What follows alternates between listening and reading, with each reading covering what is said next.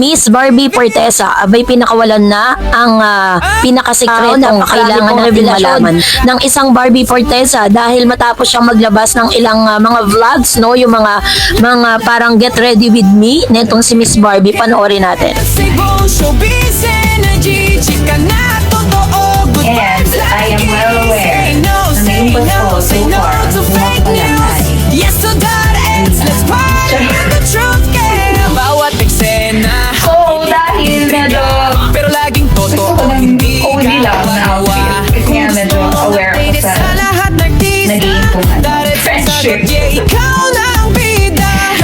Ayoko na masyadong fit na damit. Pero gusto ko yung medyo fine dining. So,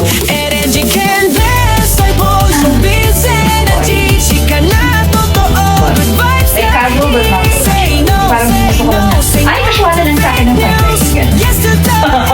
Na parang bang kailangan ko yun. Hinahirap niya ako sa fine dining. Although kasi yung model, syempre, bayad siya.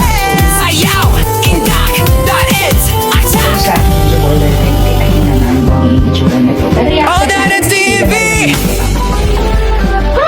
Oh, yeah, yeah. Showbiz, chika na legit. No walang fake news, keep it lit. Sayaw na, sayaw na.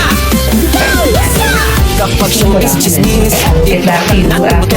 Siguradong totoo, walang halong panloloko. Trending na usapan, artista Pilipinas. Andali, okay, so, ano bang gusto ko? Tunay na sensation. Oh, lahat ng balita verified. Ito kasi nakabalik Di ko, basta-basta verified. chismis, may basihan talaga. Kung gusto mo nga Eto, ganito wala lang. na puso, dito ka na sa channel na totoo. Hindi na siya marunong vlog! Okay, ganyan. Showbiz energy, chika na totoo. Good vibes lagi. Say no, say no, say no to fake news. Yes to .eds, let's party with the truth, yeah. Namang yung oras. Kasi tayo pa nandito sa oras. Kasi nga puro Garmin. Nagawa naman. Gawa-gawa. Kung gusto mong update And then, sa lahat ng artista, .eds ang sagot, yeah, ikaw na ang pita. No fake news, all legit in .eds TV. Pero, Laging win, chika na fresh, di run ka may pa. stress. Totoong balita, wala eh kasi nga, gusto natin comment energy. Masabi ko ba kanina na ano? Pero gusto ko ng casual. Ay, pag-ibig pa na ang mga dalawa. Ganda, anak! Yes, nanubusay sa ilo na yun. Kung hindi ko kita rin. And, yes, for Team Barbie. Oh, that is Go for TV. And by party, that means Oh, yeah, Morpon yeah. and Caldereta. Showbiz, chika na legit. No walang fake news, keep it lit. Sayaw na, sayaw na. Okay. Kapag showbiz, chismis, TikTok ka na tumutok. Uy, fairness ha! Oo, wala. Si Barbie ha! Oo, trending na usapan. Okay, so we are on That's mo. TV. Ano oras tayo makakarating by sure. Lahat ng Kasi ano, balita hindi na verified muna. Di basta chismis, may Marami po ang nag-celebrate at natuwa nang magbalik na itong si Miss Barbie Fortesa sa parang nagvo-vlog na din siya, no? Parang naglabas siya ng ilang mga videos na ikinatuwa ng ilang mga netizen. Napakita niya dito how she's really happy or how she happy na pagiging solo or pagiging single. Kasi diba last December 1, 2025, nakapuso actress Barbie Fortesa expressed that she is a single and very happy as she goes back to her fitness era. In a brief interview with the showbiz columnist Gorgie Kurula during the premiere night ng Gabi ng Lagim, she remained mum about what happened between her and kapamilya actor James. Hi, I'm John Wright. Hi, I'm Vincent. And Hi, I'm Fatima Mercado. hi, I'm Tony Avalos. Hi, I'm John Wright. Hi, I'm Vincent. And Hi, I'm Fatima Mercado. hi, I'm Tony Avalos. Hi, I'm Barbie, and this year, Hi, I'm John Wright. And this year, I finally lived on my own and had my own styling studio. Hi, I'm Vincent, and this year natutunan ko na maging gentle mismo sa sarili ko. Hi, I'm Fatima Mercado. This year, may Fatima Mark na. Hi, I'm Tony Avalos, and this year I was able to build my dream content studio, and that's ABI Beauty and Content Studio in Pasig. Showbiz, chika na legit, but walang fake news. Hi, I'm Barbie, and this year, mas minahal ko yung sarili. Yeah!